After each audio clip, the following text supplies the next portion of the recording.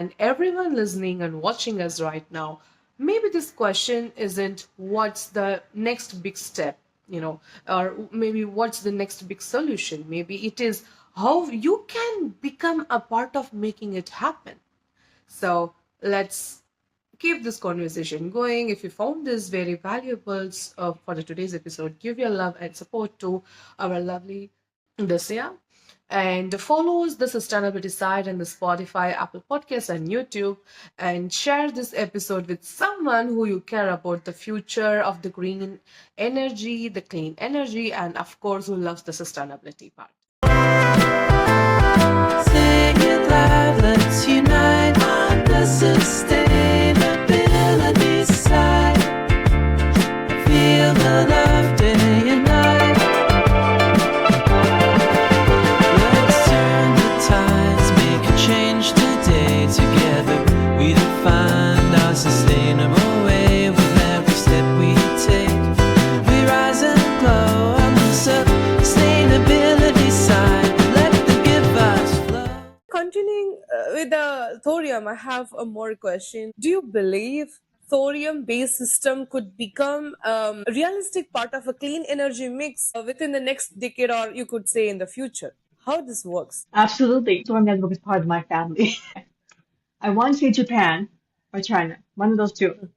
Mm,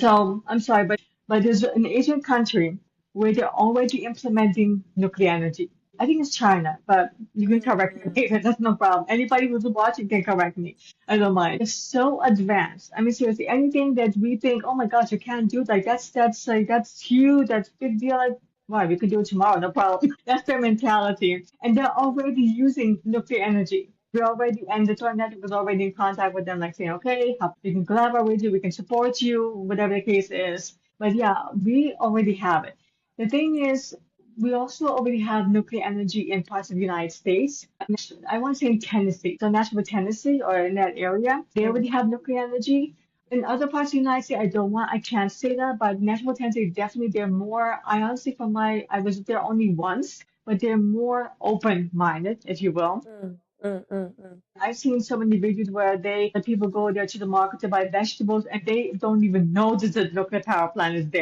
Oh,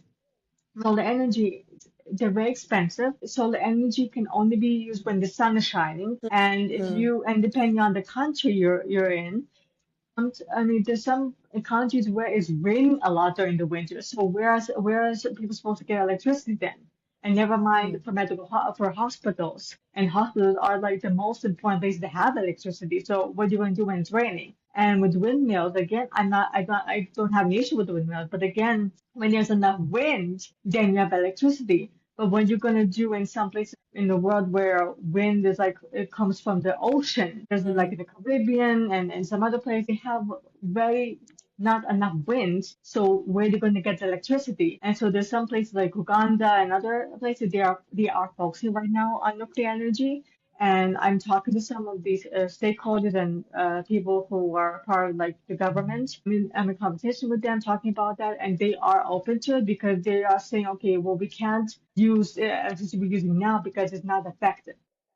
mm, mm,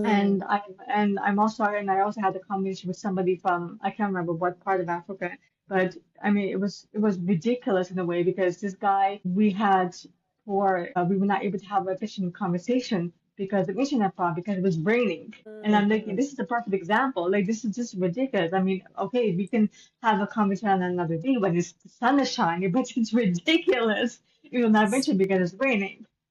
Yeah,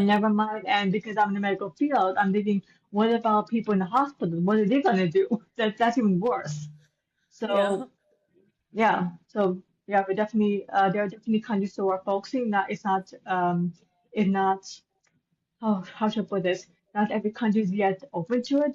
mm,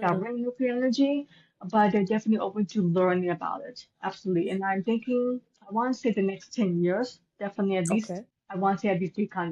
Don't take my word for it, but that's just my educated guess. Yeah. That's great. That's really new because Some foods don't just fill you, they heal you. Ancient grains, timeless nutrition, crafted for today. From heritage rice, noodles to wholesome flakes and pasta, every grain is a step towards better health. Because wellness isn't a trend, it's a way of life. Nelegum. Eat like your roots intended.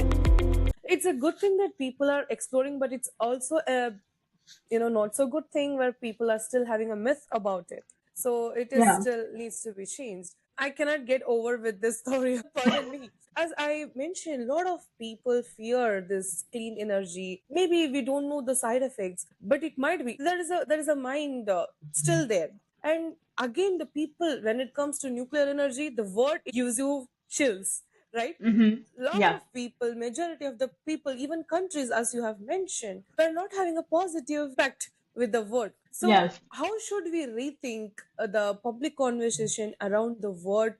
What do you think it should be changed, and how can we do that? The best way to talk about it is to educate. Really, education is key. And I know this because I have so many conversations. In the Mm, past, I had people talk about Hiroshima or mm, Chernobyl, and I am well aware of that. And so a networker is well painfully aware of what happened there. I mean, here's the thing: everybody says that radiation kills you. The problem with that idea is we all have radiation in our body because the sun is radiation. The sun that shines mm, in the sky, that is radiation. The bananas we have radiation. I mean, our body is like 50% water in our body and 50% radiation, something like that. I'm horrible with math, so I'm not going to go into that. But we have radiation in our body, and our entire planet is made of is partly of radiation. And so saying that radiation kills you is not it's not a good idea. I do realize people say yes, but chemotherapy has radiation and radiotherapy has it does, but it has an extremely amount. It's about the amount that it's mm, used. And again, as I mentioned, imagine entire alphabet. If you remove two letters from the alphabet, then you don't have these issues. If you just remove two letters from the alphabet, then you have clean energy that can be used for life that you can use to have a healthy life. And please remember that we have whatever happened in Chernobyl, aside as political. I mean, politicians love to yeah. say, "Oh, this happened." I respect that. I can be respect that. But if you see how many deers we have, how many rabbits we have, how many and like how the forest has blossomed since whatever happened in Chernobyl, you would be shocked. You could start the farm there, and you would be thinking, "This is what Chernobyl? What the like whatever you would see has like you would be shocked. You think, what did Chernobyl do here? What exactly did they do? What happened here?" And also, it's where it's like understanding science. Like there are these all these Mm, little bugs that can kill the toxicities. And because of those little bugs that we have, like germs and so forth, but in the science field, we have bacteria all around us. These bacteria can kill the toxicity of anything that can destroy something. And so in Chernobyl, whatever happened in Chernobyl, that's like 1970, something like that. Now you can see animals are found like deers, whatever animal you can think of, and flowers. Oh my gosh, it's gorgeous over there. It's absolutely gorgeous. Seriously, if you want mm. to have a farm that you could do, or that you could open a school there if you wanted. It's so Okay. healthy there. I believe it's just the political issue and the people's Hmm. mindset is stopping, exploring the place, because we are Yeah, thinking it's something bad happens, we should not go. So I would exactly. say people who are watching or listening to this, let's have a different mindset towards this clean energy, towards the nuclear energy, because it is something different and new. We are all learning. Listen to her for more and let's keep talking about it. So let's come back to the clean energy. So this clean energy requires massive amounts of minerals and metals. And how Hmm. green mining technology helps reduce environmental changes, because I see the contradictory statement in this. When we talk about this climate changes and environmental damage and all happening, we want to protect our minerals and all the precious metals, but clean Hmm. energy requires it. How this works? Thank you for that question. That's a great question. Here's the thing, clean energy technologies like solar, wind, and batteries require significantly more minerals, lithium, copper, rare earth, yeah, than traditional energy systems. So mining is not going away, it's actually expanding. So the key question is how we mine, not whether we mine. And the thing is, green mining technologies reduce the environmental damage in several ways. So there's cleaner extraction process, for example, replacing toxic chemicals like cyanides with safer alternatives, or using bioleaching to extract metals with microorganisms.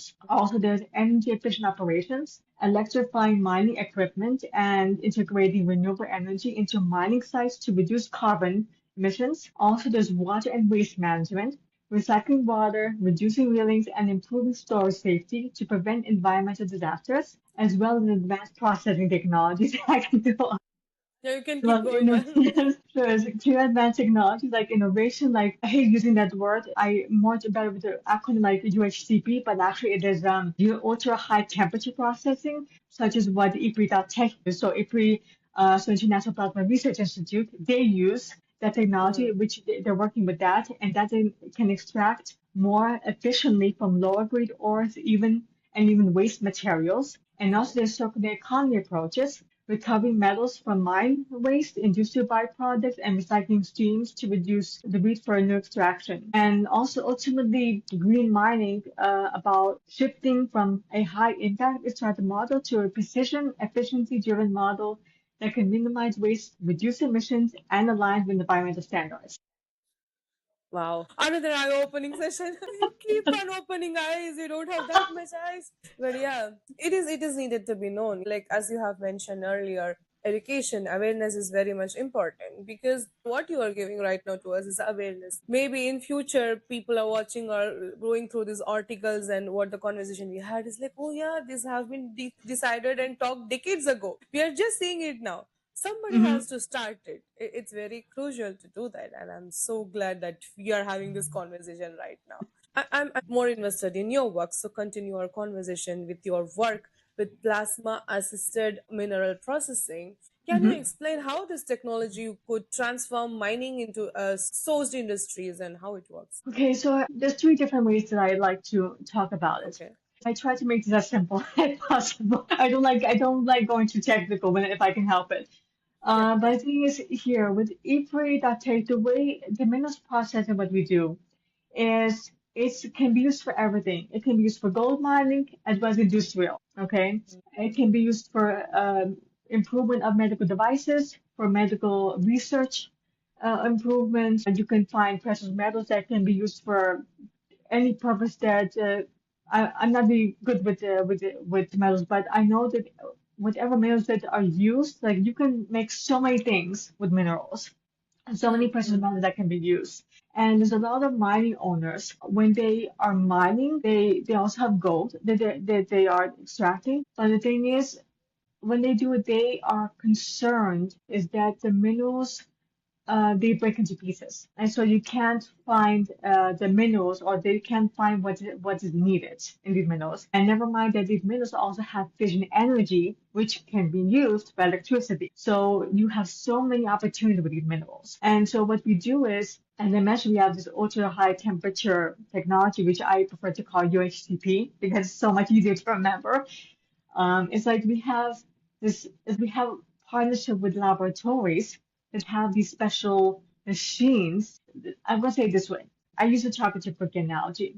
First okay. of all, when you use a chocolate chip cookie, when you put it into the oven, some laboratories, when they will put a chocolate chip cookie, you remove only 30% of the chocolate, and then the chocolate chip cookie unfortunately breaks into pieces, which a lot of mining owners are very concerned about. Mm, And they're concerned about because if they lose precious metals, precious minerals, they can be reduced to purposes, they're losing money, obviously. mm, What we're doing is we use a very clean, sustainable technology, which is called UHTP. And what we do is we put that chocolate chip cookie, if you will, into the oven, very high temperature. It removes all the chocolate, and the mineral itself stays intact. And then you can use the menu, you can use it under special microscope that we have, And this is the second analogy that I love using. Because we have this expression when you're trying to find a needle in a carpet or rug, you can't find needle. It's impossible. With the Yeah. microscopic data, if you use it, you can find the tiniest needle. You can find teeny Yes. tiny. You can find it. Yes. You can, and when you find the tiny needle, we can find every precious metal that you probably don't even know about. Our goal is to examine the minerals under the microscope and do the full analysis. We do very deep analysis on these minerals. So to inform you how many precious metals there are, even though the you probably don't know about, whether you know about them or not, that's a different story. But the idea is that we analyze it, we receive the samples, we put them under a microscope, and then we show all of the precious metals. And sometimes these mining owners, are like, I didn't even know that was there. Voila, as you say in French. Use that technology and they say, oh wow, this is amazing. Like, okay, we can use it for whatever industrial purposes needed. Mm-hmm. And that, yeah, and we use very, very clean and non-toxic technologies. And not very, there's very few laboratories that have that. Another eye-opening, I would say. So I would say, like, from a bird's eye view, we are having towards this nuclear energy, all this clean energy. You gave us the microscopic view. To be very frank, you know what? This is what it is. You are looking in a very wrong way. So thank you for doing that. And now, uh, the final question is like it's more visionary. Mhm. So imagine, like, for the next 10 years, right? Maybe for a decade. What kind of clean energy do you believe is possible in this world? And what is your vision towards it mainly? My vision is that every country has vision energy. That's honestly my vision. Some countries are already accepting it. Hmm. The thing is, every time I have conversation with people or when I'm just looking at LinkedIn and I see people, oh, what are we gonna do or how are we gonna do with aviation or we don't have electricity here or how are we gonna do whatever the case is, whatever they're confused about. And I'm thinking with fission energy, you could easily fix it just like that. And I know there is a process and I respect that. But I do believe that in 10 years, people will know about fission energy and they will understand this is probably what we should be doing. We should be talking to somebody who can provide it. We should be talking to somebody who can explain how it can benefit us and how it can be consumer friendly. Because I know a lot of people think, okay, how can it help the consumers? That's not a problem. I mean, besides what the Torrent Network is doing, my vision is that every household, every country has fission energy because then Hmm.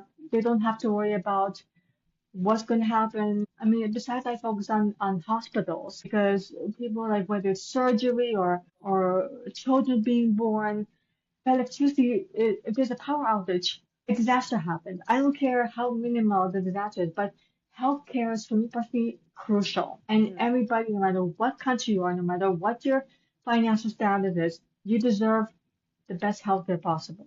And I Yes. believe that fission energy can can be the answer to that. And so in 10 years, if people say, oh, we need fission energy here because we're done with this nonsense, Yeah. I Yeah. believe that. Probably with a lot of eye-opening like this, people are aware. So that's really interesting. Let's go back to the rapid fire round we are all waiting for. One habit that keeps you grounded despite working on a global scale challenges. What it would I am a generally very positive person. be? Mm-hmm. I'm not sure if a one line is good, but what I focus on is the people who ask questions. Okay. That's really nice. What could be the one word that describes the biggest barrier to the clean energy today? Fear. Okay, this is the biggest barrier. Well, fear and judgment, I guess, but fear. I rather go with fear. Yes. Okay, Yeah, so because solar. people like nuclear energy. Oh my gosh, I don't want to be that. That's basically. That's true. True. We had that, but after this episode, I'm pretty sure everybody will be like, oh, you know what? Nuclear energy, we are okay with it. We want to know Mhm, about it. We want that mind shift, right? That's what we're working mhm. towards. Yeah. Thorium or solar? What's the future? What do you pick? Honestly, thorium. That's great. That's great. But we will discuss about it. We will dedicate a one special episode about it. Why that? Okay. That's a beautiful question. So, green mining, the real Hmm. solution or still idealistic? It's a solution. Yeah. Okay, okay. Policy, technology, or investment? Which one is a slow process that sounds? When they all work individually without collaborating. That's beautiful. So, one technology you believe will disrupt the energy sector in next 5 years. That's the question, and what it would be from your view. I definitely believe there's nuclear energy because, again, as I mentioned, even though people know about nuclear energy, but they're still very hesitant about it, which I respect. I understand that. And everybody's talking about, well, we need solar, we need this. But the thing is, we also have other kind of like hydro energy and so forth.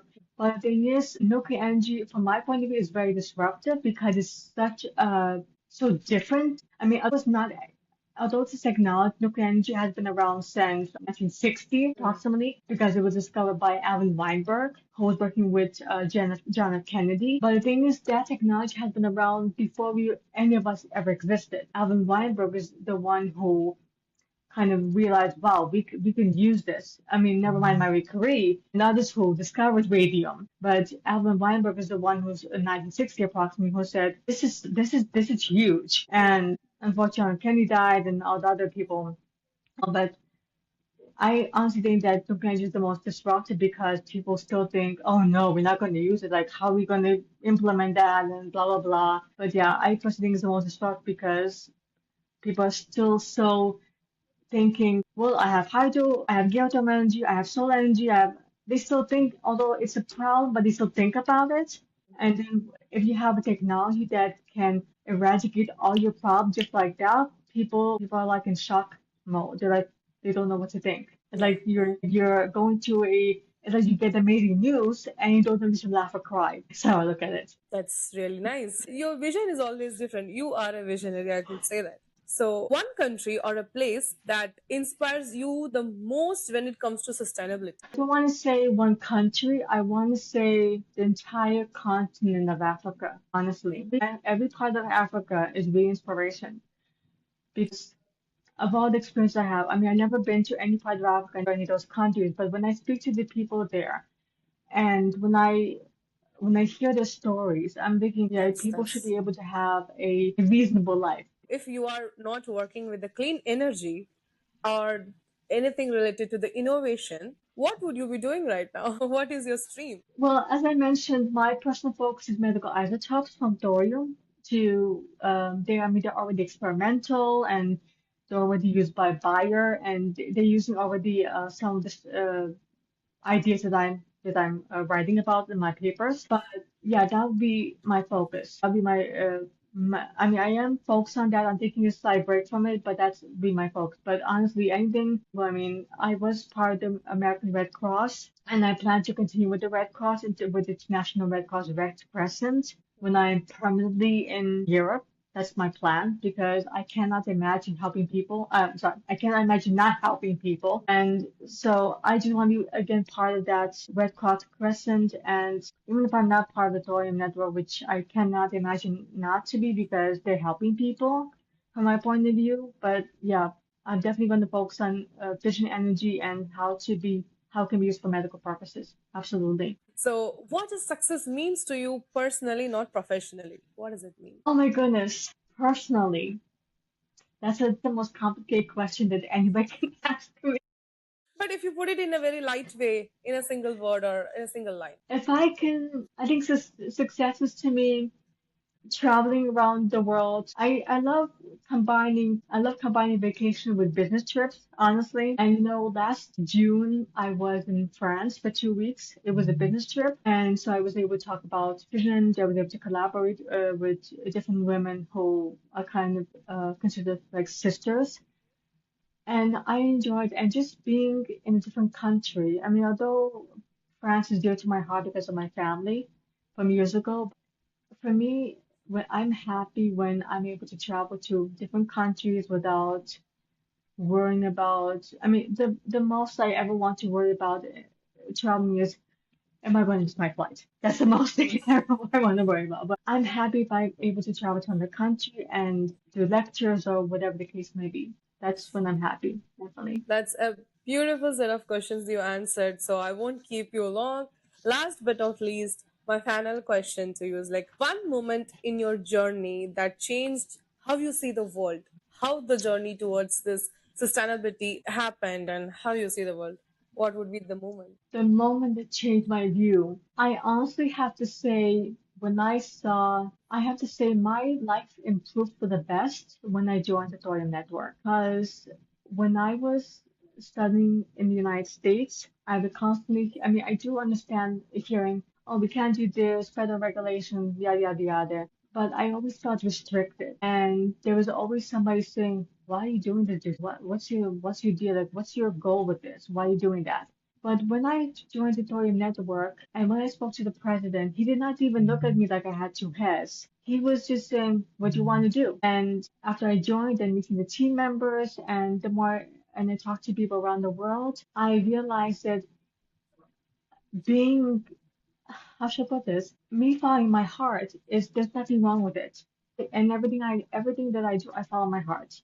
Everything. My passion, like anything whether it's fission energy related regarding my research work or anything I do, I follow my heart. And when I was in the United States, I always would look like something like I was crazy or something. But when I talk to you or anybody on the world, like, what do you want to do? What's your dreams? And I love that question. So that's what improved my life. Just talking to people globally. That just That's made me a beautiful. better person. You have kept the beautiful essence of the conversation, yet you touched your personal part, your professional part, and definitely you gave us the beautiful microscopic view towards the thorium and the and nuclear energy. So thank you so much for doing that and sharing your valuable time with us and all the listeners and the viewers who are watching now and listening to us.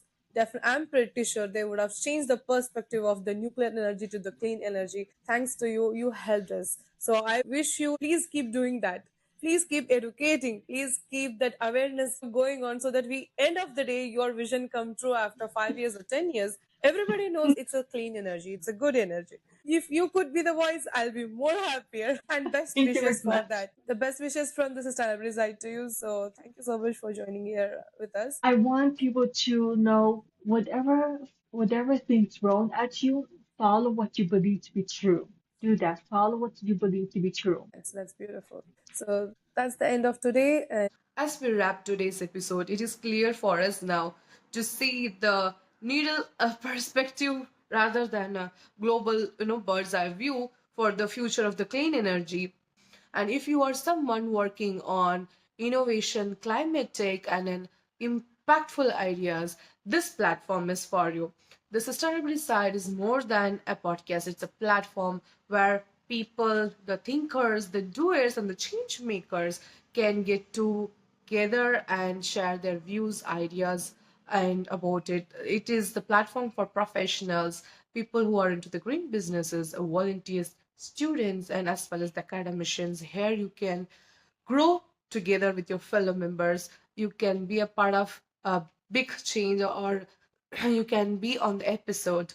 Let's make this happen with another episode, with another beautiful guest, with another beautiful voice, and another beautiful story, and a knowledgeable impact that we are going to create together.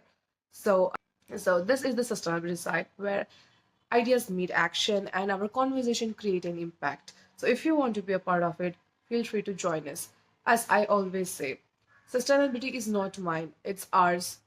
we'll catch you all in the next episode of the sustainability side. Until then, take care, stay tuned, inspire only on the sustainability side.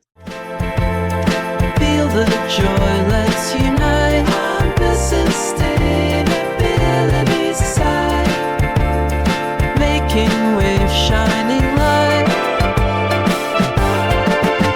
From city streets to the open skies, together we rise with a love that defies forever.